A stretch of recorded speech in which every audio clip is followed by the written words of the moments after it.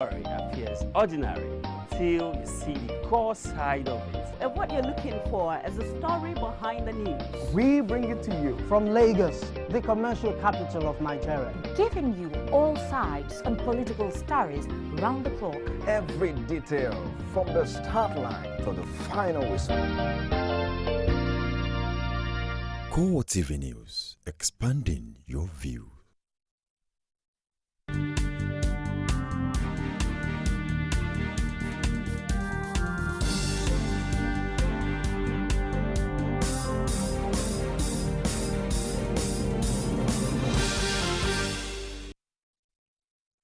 Hello and welcome to CoreTV Primetime News. I am Ebulomo Adekunle. In a major story,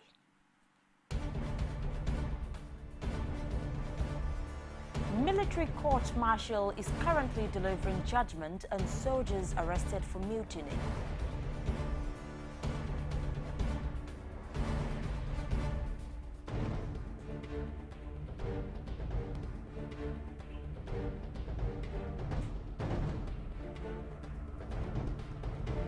Also in this program, Nigeria Air Force Chief says the military has a clue on whereabouts of missing fighter jet, rules out sabotage.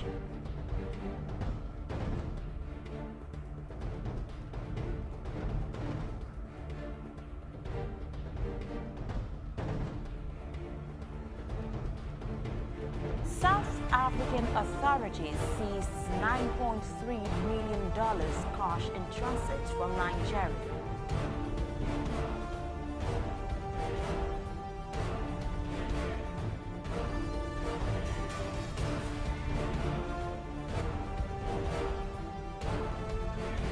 And outside Nigeria, Real Madrid coach Carlo Ancelotti boasts that he has the best team in the world.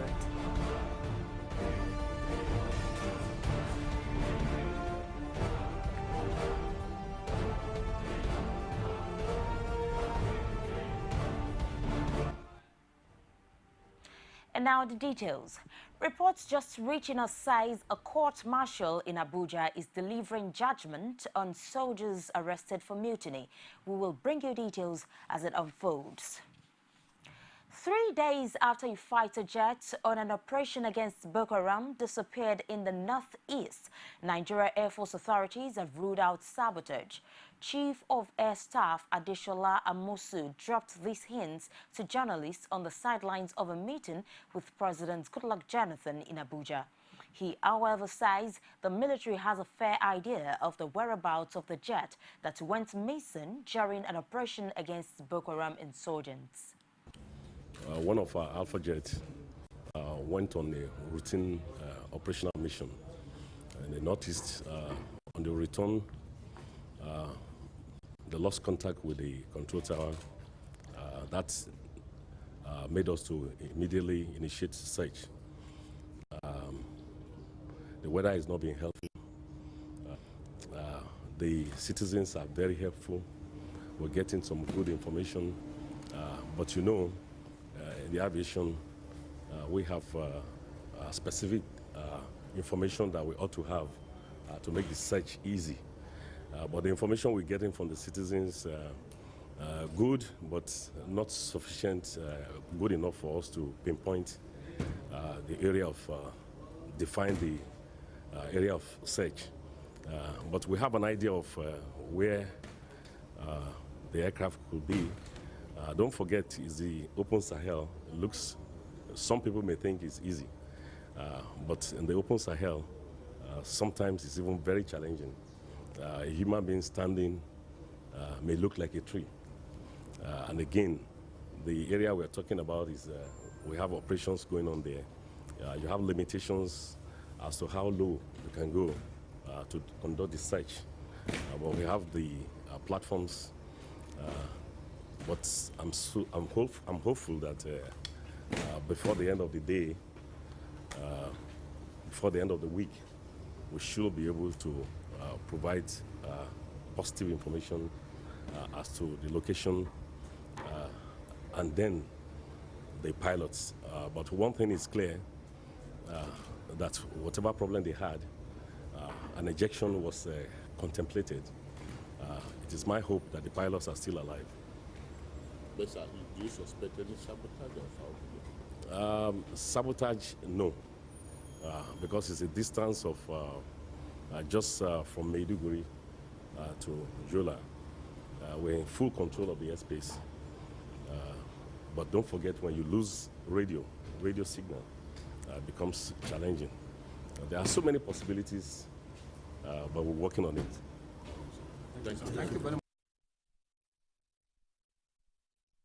The African Center for Human Rights and Humanitarian Services has called on the federal government to take tougher action to arrest the Boko Haram insurgency in the northeastern region of the country.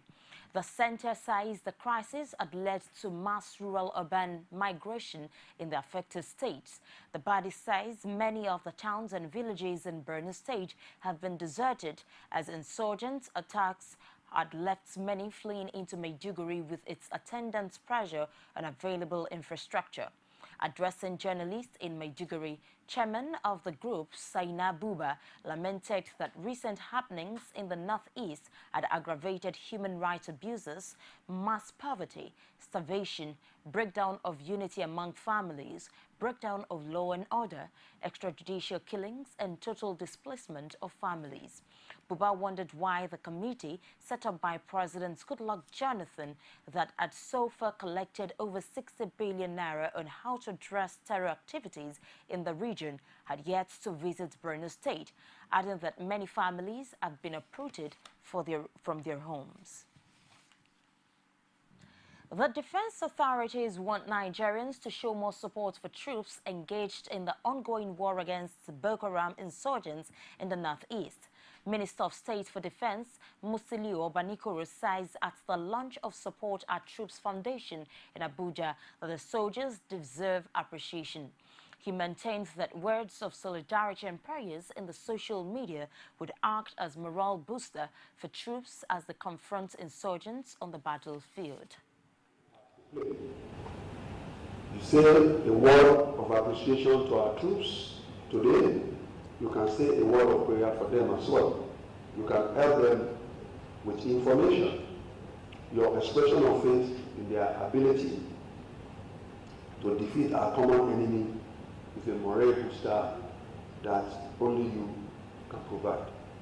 Those of us active in the media, particularly social media, do not talk down or ridicule the great efforts that our troops are making to protect and defend our country, even at the risk of their lives. The Osun State Police Command has formally received Abubakar Marafa as the new commissioner in charge. Marafa took over from Ibrahim Meishanu, who has been promoted Assistant Inspector General of Police. Rashid was at the handing over ceremony where Marafa promised to make the protection of lives and property in Osun a top priority. The ceremony had in attendance top security chiefs in Osun State. Ibrahim Meishanu was posted to Osun State in February, thanks the people of the state for the support and seeks support for the new commissioner, Abubakar Marafa. Thank each and every one of you for your contribution. And I hope that the synergy between other services will ever improve more than what you have in place.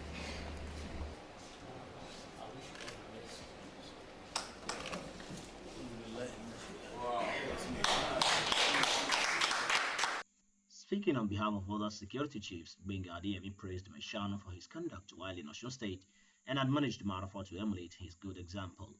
Your new position, and want to also enjoin you to continue with all those qualities I mentioned about the senior officer. If you continue with all those qualities, I want to assure you that the sky is just a starting point for you. It's not even just the limit. It's just the new commissioner of police asked for the support of all and sundry in discharging his duties and promised to protect the people of the state. Promise that I will continue from where the AIG stopped. I have to continue building the foundation he laid and try my possible best with the cooperation of the sister agencies and reduce the crime rate to the barest minimum. Though Osun is likely a peaceful state, the people are also hoping that the man in charge will surpass the achievements of his predecessor. Rashid, CoreTV News, Osogbo. South African authorities have seized $9.3 million cash in transit from Nigeria. The money was seized from 2 Nigerians and an Israeli who were traveling in a private jet at Lanseria Airport in the outskirts of Johannesburg. A police spokesman said the plane took off from Abuja, but the occupants did not declare the amount, which was above the authorized limit. The seized money, which is in unused $100 bills, has been deposited at the South African Central Bank. We'll take a break now, and when we return, we'll come back with more stories. Don't go away. This means precision. Yes! Got to get her home before her curfew. My dad! Uh-oh, got to get her home fast. If we cut across 3 streets in 3 minutes and speed across the market in 2, should make it to the Can we make it? If we take the stairs at 30 seconds per flight, we just might. Yes! Made it in time. Mission accomplished. Get everyday energy fast with Lucozade Boost. Thank you so much for being there. And contrary to the provisions of the Nigerian electoral law, which stipulates that election campaigns should commence 90 days to the date of polls, major political parties have continued to hold rallies in different parts of the country. On the other hand, the Independent National Electoral Commission has continued to feign ignorance of the infraction, which has precipitated tension in the polity. Olajumoke Olatunji looks at the position of the law in this report. Section 99, subsection 1 of the Electoral Act 2010 as amended stipulates, for the purpose of this act, the period of campaigning in public by every political party shall commence 90 days before polling day and end 24 hours prior to that day. This law was designed to ensure that elected office holders who are still in office but with plans to return to office will not fritter away their official time campaigning to be re-elected. The draftsmen of the act were no doubt aware that electioneering campaign in Nigeria is always a big deal, affecting every facet of national life. Once it starts, electioneering campaigns in Nigeria is time-consuming and have the capacity to keep everything else at bay. But there have been disagreements as to what exactly a political campaign is. The largely subjective and varied definitions of political campaigns have been maximally exploited by the politicians. The sad thing about the entire process is the silence of INEC, who has the constitutional right to punish any offender or even to make a pronouncement asking them to stop the campaign before the whistle is blown, and that silence, portends grave danger to the electoral process in 2015, because this umpire must be seen to be independent, must be seen to use the sledgehammer in the face of breaches that are being committed all over the place by politicians. The next general elections in the country have been scheduled for early next year, and the February 14 and 28, 2015 dates set for the general elections. Campaigns are not supposed to start until October. The major political parties, particularly the ruling People's Democratic Party and the opposition All Progressives Congress, have wantonly breached the said provisions of the Electoral Act. It is actually a sabotage of the law of the land, and it is a way by which our leaders become lawless. I mean, to show to the world that they are really not the kind of leaders that the world over think that they are. They are lawless. They disobey their own laws. Hypocrisy is superlative at the side of the government, and the tendency to be lawless is being displayed by that exhibition of lawlessness. The law about 90 days, the ban on campaign until 90 days to election, is not explicit. For example, that law needs to specify what constitutes a campaign. If I put my name on a poster and say 2015 here I come, will that constitute campaign in the face of the law? So we need to take a second look at that law and spell out in clear details what constitutes a campaign 90 days before election. So somebody would, so if INEC tries to convict somebody now, that person may just say that, look, I am only advertising myself. I have not said I'm contesting for any election. Electioneering campaigns are limited to a period within which a political party has an opportunity to sell itself or to tell the electorate how far it has met its electoral premises and to canvass for the votes of the electorate. Olajumoke Olatuji, CoreTV News, Lagos. The spokesman of the Lagos chapter of the People's Democratic Party, Taufik Ganiu, has assured that Lagosians will get a free, fair and credible primaries in the course of choosing the party's governorship candidate. The primaries will produce the party's flag bearer in the 2015 governorship election. Lagosians should be expecting the best material to be their governor from PDP. For us in PDP, we are expecting that the process will be free, fair and credible enough so that at the end of the day, losers will see themselves as actual losers. The winner will see himself as lucky to have won, and everybody will be able to work together. Ahead of the 2015 general elections, Nigerian youths have been advised not to allow themselves to be used as political thugs by politicians during the electioneering process. A youth group, Advocates for Collective Transformation ACT, said it is time for youths to take up their decisive role in nation building. At the inauguration of the Osun State chapter of the Advocates for Collective Transformation in Osogbo, the state capital, the group says one of its primary aims is to ensure that the best candidates occupy political offices through electoral process. Come together to make sure that we put the right candidates in government offices, people that will do well by the people, for the people, and will make the necessary change. If truly, like I keep on saying, the youth are the future of this country, our leaders should please start involving the youth. How do we learn if you're not carried along? If they want delegates for any primaries or any general election, they should please give some quota to the youth so that we start learning how to take over from there.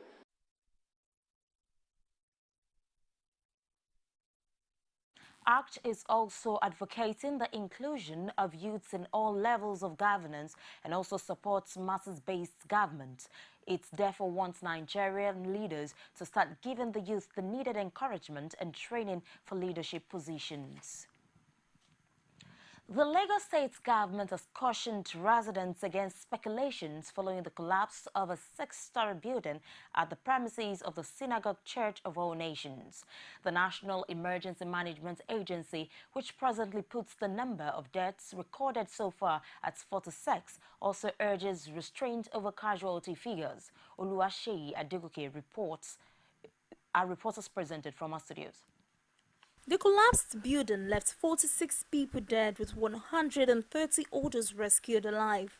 Lagos State Commissioner for Physical Planning and Infrastructure, Toyin Ayinde, says the cause of the collapse should not be based on speculations.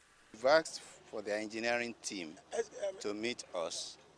I've asked that the engineering team be here. And for about 2 hours now, no member of the engineering team has come because we also have questions to ask them. Even when buildings don't have approvals, they ought to be built professionally. So we have been looking for their team. We're yet to have them. We hope that in the course of the week, they'll get to us. The General Manager, Lagos State Emergency Management Agency, Femi Osaintolu, says the government has put the situation under control.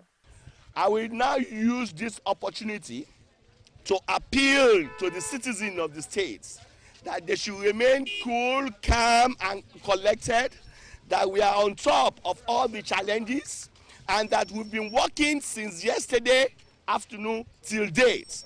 and we are approaching ground zero.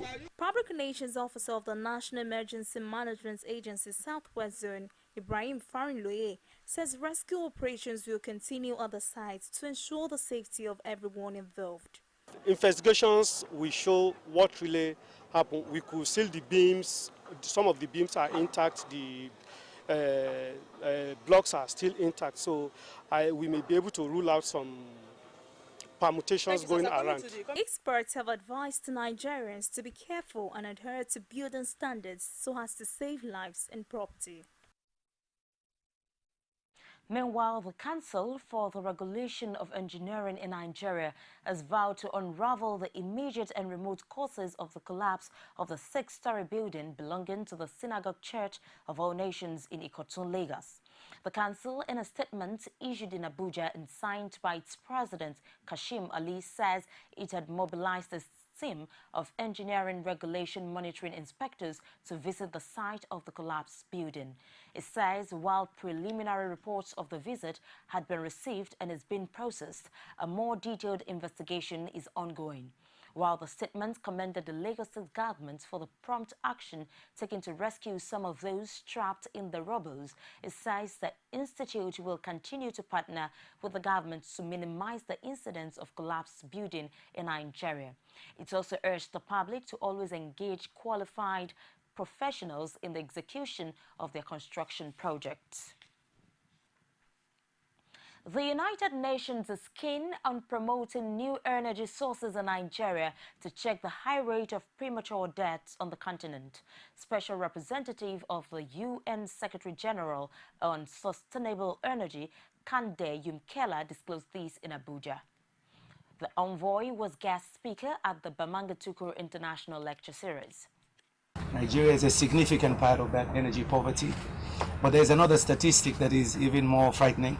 Still in Africa, about 80% of our people rely on firewood and charcoal for their primary energy needs, particularly cooking. That is also resulting in almost 800,000 premature deaths every year. 800,000 premature deaths. Cancer, premature pneumonia. So a lot of problems for the women and children. Energy, because it's the greatest thing in Nigeria now we are looking for. Always asking President Jonathan, when are we going to have this? When are electricity? Good. So is that energy. So we need energy security.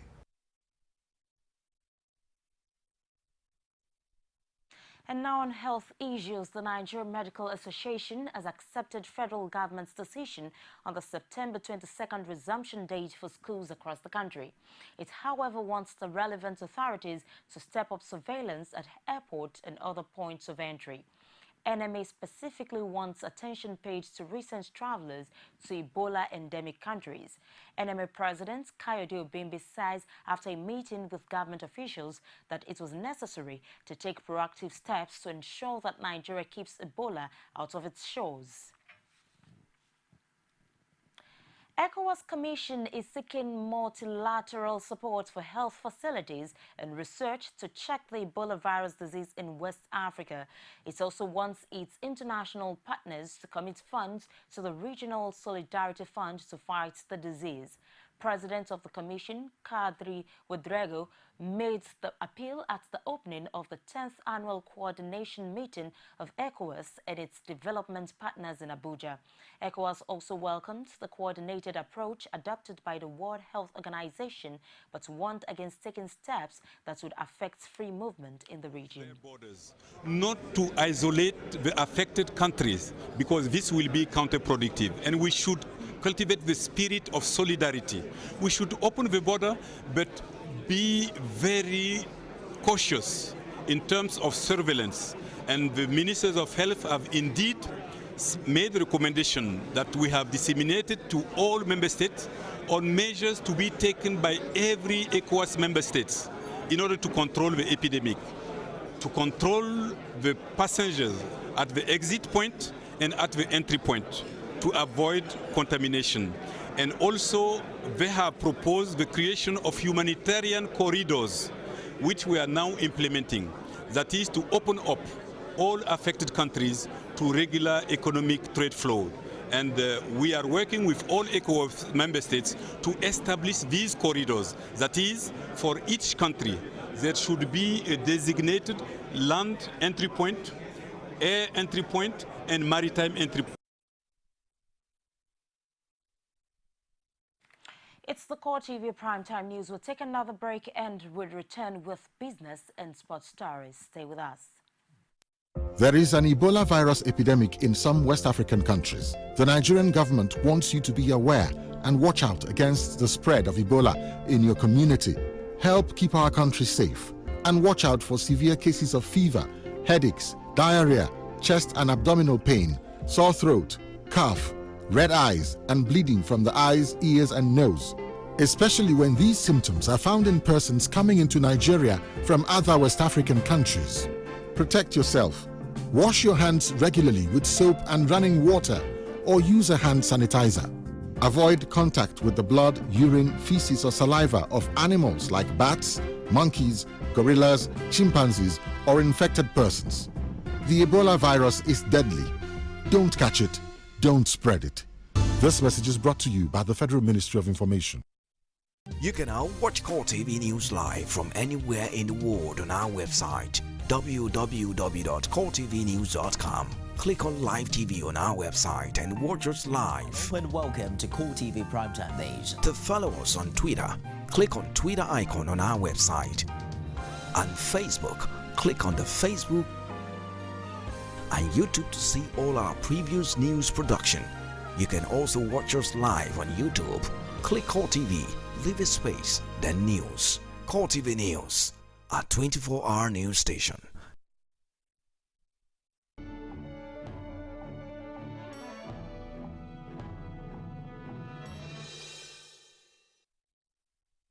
Thank you so much for being there. Now, let's do business. The federal government is discounting Nigeria's GDP growth, focused by half percentage point, citing activities of terrorists in the northern part of the country and recent outbreak of Ebola virus disease as threat to economic growth. This was disclosed this weekend by Ngozi Okonjo-Iweala, the coordinating minister for the economy and minister of finance, after a meeting in Lagos with the management team of Unilever Nigeria PLC, led by its global CEO, Paul Pullman. Unilever is among the companies that believe Nigeria's recent 6.5 makes it among one of the fastest growing economies in the world. The company further proves its belief on attractiveness of Nigeria's economy with a plan to invest 150 million euro across its Nigeria's production lines. In addition, the global CEO of Unilever promised to partner with the Lagos State government in its quest to ensure the students will continue to embrace hygiene as school resumption beckons. The federal governments and the country's ambassadors across the Asian countries have resolved to work on doubling the volume of trade between Nigeria and Asia to over $80 billion within the next 2 years. The Minister of Industry, Trade and Investment, Olusegun Aganga, revealed this to journalists at the end of a 2-day strategic meeting that the ministry and 14 ambassadors held in New Delhi, India. Currently, the trade volume between Nigeria and 15 Asian countries is in excess of $40 billion. India is currently Nigeria's largest trading partner with a trade volume of about 2.95 trillion naira, followed by China with 2.143 trillion naira. The trade volume between Nigeria and Australia stands at 534.3 billion naira. Singapore, 293.4 billion naira. Indonesia, 272.8 billion. Japan, 263.5 billion naira. And Bangladesh, 84.5 billion naira. 14 ambassadors, including the ambassadors of Nigeria to India, Japan, Hong Kong, Singapore, Indonesia, Thailand, Philippines, North Korea, Vietnam, China, South Korea, Sri Lanka, Guangzhou and Pakistan attended the meeting. Key agencies of the Ministry of Industry, Trade and Investment, such as the Nigerian Export Processing Zones Authority, Nigerian Investment Promotion Commission, National Automotive Council, and the Oil and Gas Free Zone Authority were also at the round table. Aganga says the meeting was necessitated by the emergence of Asia as Nigeria's major trading and investment partner, adding that there was urgent need to maintain Nigeria's current position as a preferred investment destination in Africa and globally. The meeting also opened up fresh investment commitments by major Indian companies which were not yet present in Nigeria. A Central Bank of Nigeria's new policy directing banks to stop bank assurance activities has brought a major setback to insurance companies' efforts to increase retail sales and deepen penetration through the bank channels. This policy directive, which came in July 2014, has led banks to instantly withdraw their partnership agreement on bank assurance with insurance companies, a system that was contributing about 5% of insurance industry gross premium, put at 15 billion naira as at the end of 2013 financial year. Bank assurance is simply an agreement between a bank and an insurance company whereby the insurance company distributes its product through the bank's outlets and its customer base.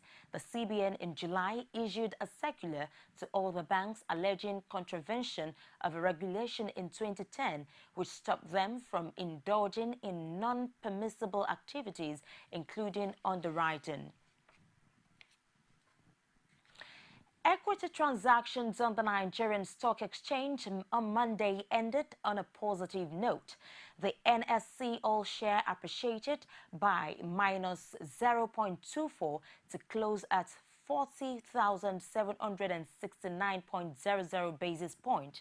Market capitalization increased and closed in the same manner at 13.461 trillion naira.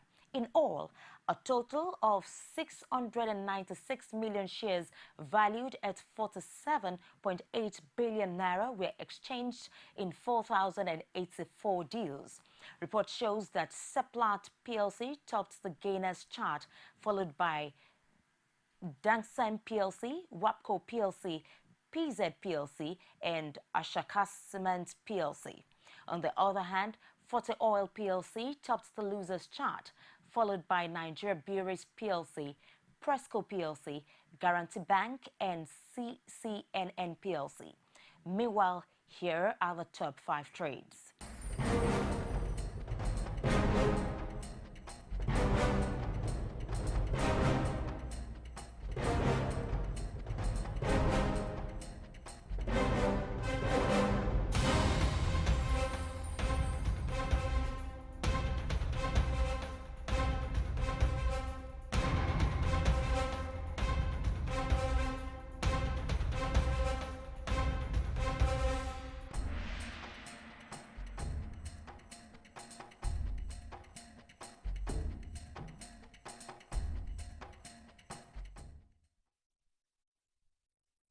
And that's it in business. Now into the world of sport. Ex-Nigerian coach Samson Siasia has joined the clamor for Nigeria to cap Manchester City starlet Kelechi Iheanacho because he is good enough to play for the Eagles. Iheanacho has already been capped at under 20 and 17 levels. He's presently training with MLS club Columbus Crew and will be loaned out by City in January. Manchester United manager Louis van Gaal says his ambition is to bring the Premier League title back to Old Trafford. United thrashed promoted QPR 4-0 at Old Trafford on Sunday to give the Dutchman his first win since taking over in the summer. Van Gaal, who won domestic titles in his first seasons in charge of both Barcelona and Bayern Munich, has been set for a target of a top 3 finish by Chief Executive Ed Woodward. After scoring only twice in their first 4 games under Van Gaal, Manchester United produced a much improved display against QPR. The victory featured Angel Di Maria and Anda Herrera's first goals for the club, while Wayne Rooney and Yuan Mata also scored. Di Maria had a hand in 3 goals as well as getting on the score sheet, although he was not immune from criticisms from Van Gaal. Believes there is more to come from his side. Real Madrid coach Carlo Ancelotti says he wouldn't swap his squad for any other in Europe as Los Blancos prepared to begin their defense of the Champions League against Basel on Tuesday.